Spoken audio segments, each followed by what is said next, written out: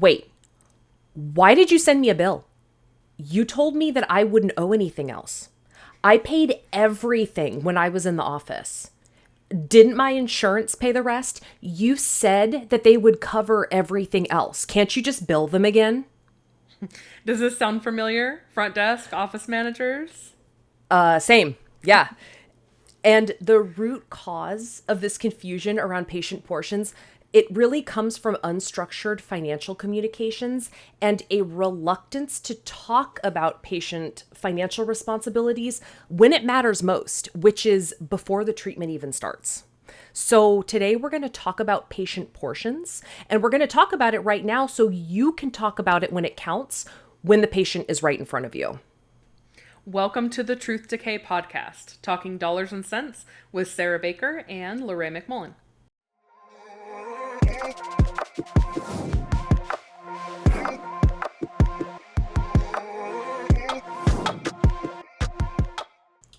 Hi, LaRae. Hi, Sara. So today we are drilling down, get it, drilling. We're drilling down on patient portions because when you get this wrong, you risk billing disputes. Honestly, you risk some legal violations and broken trust. Yeah, and at the very least, you're risking money walking out the door that's so much harder to recoup after the patient is gone. Yeah. The further the patient is from that treatment date, and honestly, even if the even if the treatment circumstances were like ideal and everything feels really good, patient was happy, like everything went well, the harder it is for that patient to remember what that balance was even for, and the more of an uphill battle it is to get paid. Yeah, you talk about this all the time, Sara. Patients aren't upset that dentistry costs money. They're upset because it could be a surprise. So I have mentioned this example before, but it's so unique and interesting that I'm guaranteed going to use it again at some point down the line. But I once audited an office, and this patient had 4 active coverages. Wow. And yeah, awful. Good for them. Billing nightmare. Great for the patient. 1,000%. And this patient had 4 active coverages over the course of their treatment plan, right? And the patient was in different phases of treatment, and the coverages were active at different times. So we know that means that it was changing, like what coverages were primary and secondary and tertiary, like all the time. Yeah. And every single time the patient came in, the coverage situation was different. And it was easily, to this day, it's the most complicated coverage case I've ever seen. Like, absolutely. And the office was clearly overwhelmed when this person came in and like gave them all this and said, here you go. They were overwhelmed, and they just kind of told the patient blanket, yeah, it'll all be covered, right? Because 4 insurances, right? You'd assume yeah, it'd be covered. 4 insurances. So no one really checked numbers. They just kind of took the information, put it into the system, and told the patient, yep, we'll bill insurance, and don't worry. I think they might have collected like something, but not, Yeah. not what they should have. Yeah. And unfortunately, it wasn't really 4 insurances. Not all 4 were active during all time of the phases. Yeah. So there were waiting periods. Plans maxed out very quickly because this patient's treatment plan was substantial. Mm-hmm. Coverages weren't even like entered correctly into the practice management software. So things were paid differently than kind of what they were anticipating. So honestly, most practice management softwares don't even support more than dual insurance kind of easily. So the office really wasn't successfully able to bill, a tertiary insurance correctly, let alone that 4th insurance, just to kind of throw something at the wall to see if it would stick. Right. So by the time I stepped in, more than a year after the treatment had been completed, the insurance had still not been fully submitted for all of these phases of treatment. And after months of EOB collection, of research, of submitting, even with all 4 of those insurances, this patient still legitimately owed thousands of dollars for their treatment. And they were told in the beginning, it's going to be covered. So that confusion then, it stems from like a misunderstanding of the basics, what the patient portion actually is or was at the time, for sure. Absolutely. And I think it's worth us actually breaking down what a patient portion is here in simple terms, because it's not complicated. I think what happens is it's kind of lumped into, oh, you have insurance, we're gonna bill your insurance. But I think there needs to be an understanding and a real sort of, you really have to understand like what patient portion is in order to be able to easily communicate it to the patient. Yeah. Because if the office is accepting a PPO insurance, either as an in-network provider or an out-of-network provider, before we even start kind of talking about this is a fun aside. Patient portions are not optional. And this might blow some minds, but patient portions are not optional. So you have to understand what a patient portion is so that you can explain it to your patient so you can collect it from your patient. I think like we've talked about this a little bit in a podcast before, I think, and we'll probably talk about it again. We will. But if you're representing to an insurance carrier that a procedure costs like $100 and it's covered at 90% coverage, then they will pay the $90 and they're expecting that your patient is going to pay $10. So the patient portion would be $10. They expect you to collect that $10 from the patient. Exactly. So if you were going to, the office, we're going to write off $10 and tell the patient, oh, we'll just bill your insurance. Don't worry about it. And if you were going to write off the $10 and accept the $90 as payment in full, then what the insurance carriers expect you to do is to have billed them the $90, The 90, which is what you expected to collect in full as the full price of the procedure. So you should have billed them $90. They would have paid 90% of $90, which is $81, and the patient would have been responsible for $9. Does that make sense? So no scenario involves the patient paying nothing because the patient's coverage is 90%, not 100% for that procedure. Yeah, so there's what they're saying is no matter what the price is, we're going to cover 90% of it. Like the contract here that we have with the patient is that they're going to pay 10%. So that's right. Same scenario. If it's $100, they want you to pay 10, yada, yada. Like, that's right. Not optional. So Dennis, the good news with that is that you need/get to stop writing things off and start collecting the money that is due to you. Patient portions, again, they're not optional. And that's true for both in and out of network. I know a lot of people kind of confuse that as well. If you're out of network, you don't have to follow the contracts, but it's actually something called overbilling, and you do have to abide by that I think it's the ADA Code of Ethics. So that's right. It's true for both in network and out of network. That is correct. And again, talking about this too, the concept, I know that sometimes almost built into some office models that we work with is these write-offs. Yeah. Like, we see it all the time, right? And we'll have these conversations with offices and we'll kind of break this news to them and they'll be like, well, but our patients expect this. And if I tell them that they have to start paying for this, then there's going to be a lot of backlash. I hear you. I really do. But number one, it's the right thing to do. Number two, it's the legal thing. I mean, again, not lawyers. Want to be real clear. LaRae and I are not lawyers. But our understanding is that if you are dealing with insurance, you absolutely have to collect those patient portions. So patients are not necessarily upset about having to pay for dentistry. They are upset when it's a surprise. Yeah. So I understand and I hear you that the patients aren't used to it, but start today.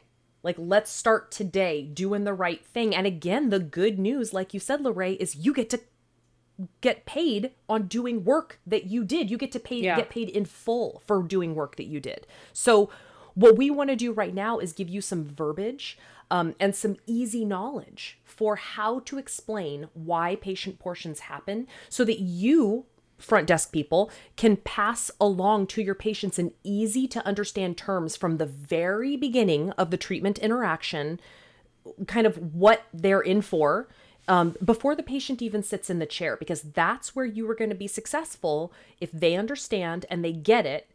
And later on down the line, if and when more is due, they've at least been told. And then it's going to make the entire collections process a lot easier. And that is not us guessing. That is us having experienced it literally hundreds of times. All right, so let's start, Sarah.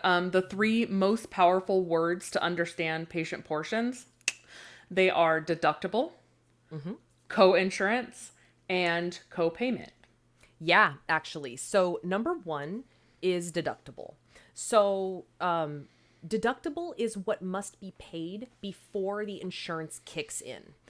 It doesn't apply to all procedures.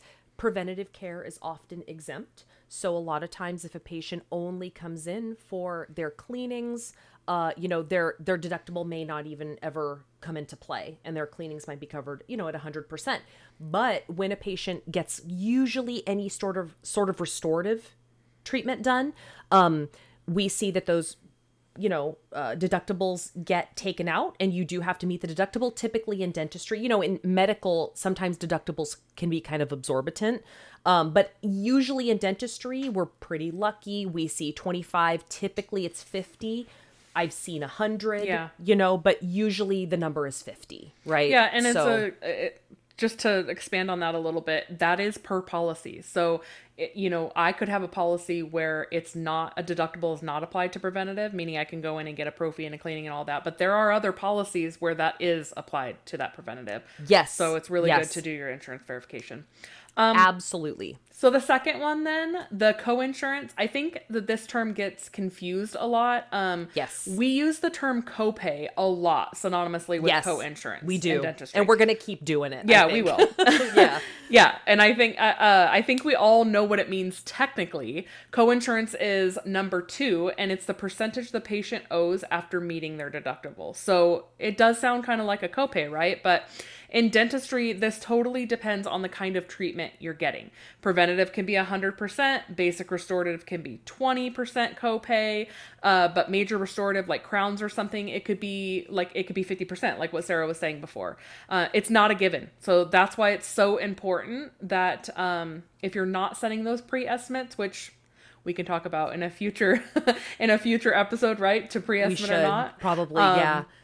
But if you're not setting those pre-estimates, why it's so important to be checking on your patient's benefits to make sure that you're giving decent, as close as you can, estimates. They're always estimates. So this absolutely 100% is required, as all estimates are just estimates. But a good estimate can make collecting final patient balances easier, especially when they're closer to accurate. Like the 4th, 5th time we've said it now. They're not upset that they owe.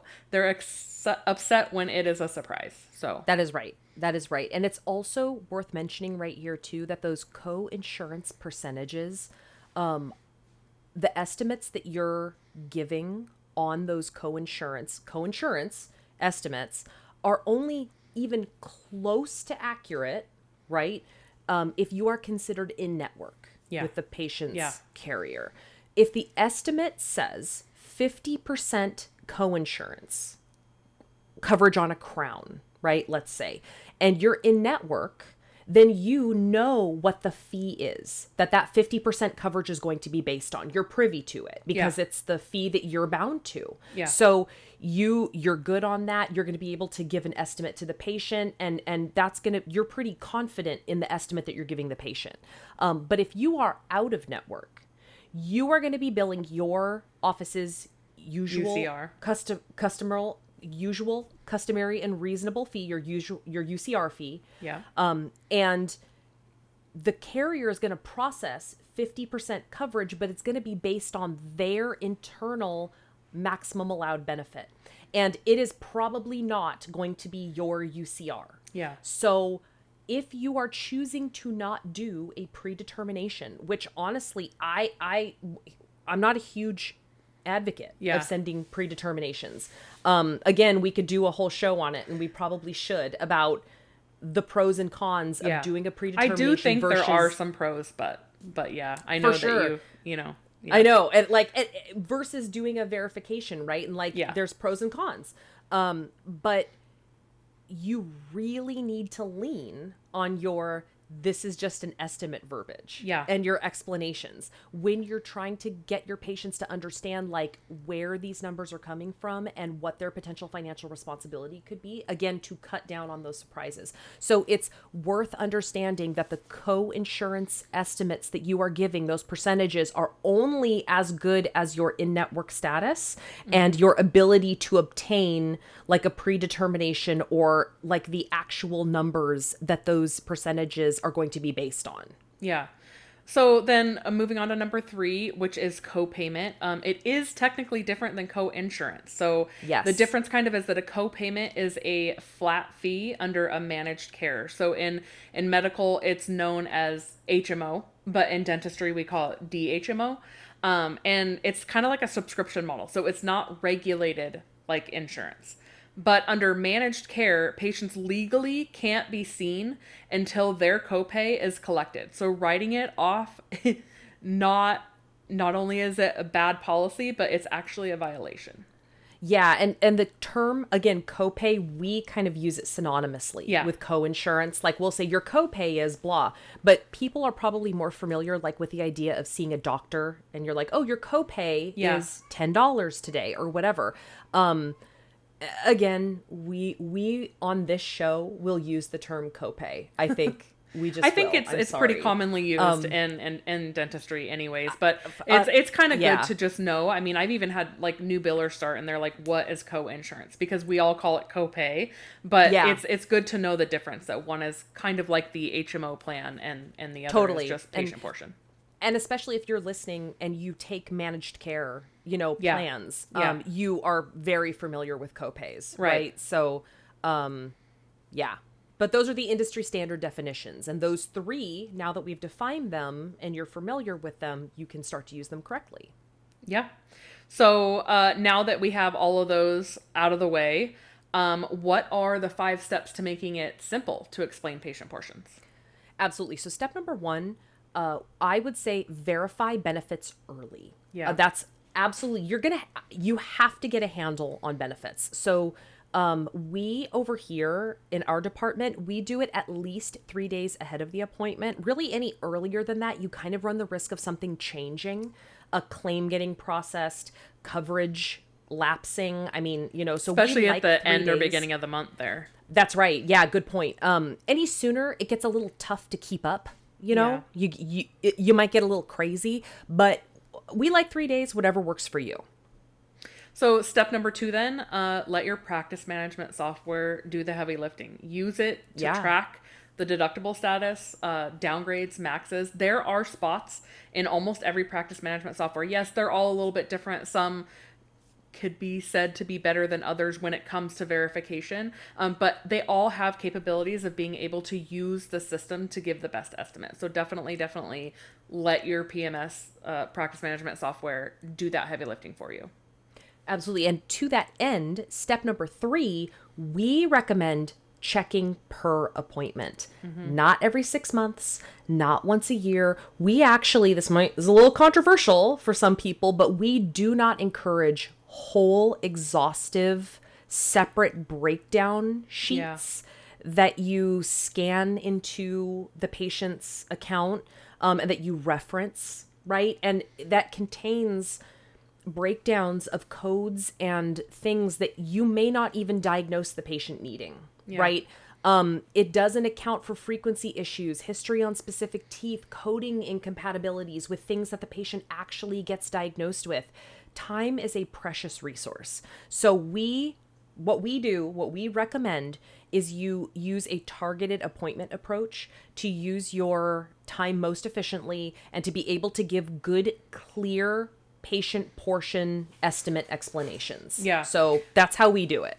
And step number 4, say the same thing every single time. Yeah. So this is tied into kind of understanding what it is that you're saying. So understanding these definitions and what the parts of the patient portions are, and what the potential financial responsibility could be. So using a memorized script will help you hit all of those important parts that will ensure that patients fully understand the necessary concepts of their estimate, potential financial responsibility, in-network versus out-of-network, all of that. Plus, to be honest, it'll help your staff feel more comfortable with what it is that they're saying. Because one, they know, they're going to know what they're talking about. And two, they're so used to saying it. They're going to say it every single time. So definitely use a script. But again, you have to understand what it is that you're saying in order to explain it well, which is why understanding these terms is so important. I actually liken it to learning a song in another language phonetically, right? And you kind of just learn what the sounds are. It would be very easy to get lost, I think, right? As opposed to learning it and actually understanding the words. Yeah. Right? And kind of when you understand it, what you're actually saying, you could go back to that part about the bird, you know? But if you don't understand what you're saying, you would have no idea. I have to start all over. Yeah, exactly. Yeah. So it's the same thing. You have to understand what you're actually saying. Finally, step number 5, get it in writing. All of this talk is great, but you have to get it in writing or ultimately it means nothing. Yeah. So use signed documents. You can use electronic documents. That's fine if your office does that, but use signed documents with financial policies read and discussed. Use treatment plans with fees and estimates printed from your practice management software. I recommend you print it, write on that document. You take a pen and you write on it, circle stuff, highlight stuff, put your initials on it, right? Always have the patient sign it and then scan it into the patient's account immediately. I can't tell you how many offices I've gone into and there is a pile of stuff that they just haven't been able to get into. I'll get to it someday. Yeah. Scanning. But those can get misplaced. And if you misplace a signed financial like agreement and there's some kind of I was going to say disagreement later, now we're on the level of, HIPAA violations. So it's bad. It can be bad. And like, so just get it, sign it, scan it first thing. Like it's a priority. So it just can be so important down the line. For sure. So what are the summaries of what we've talked about today?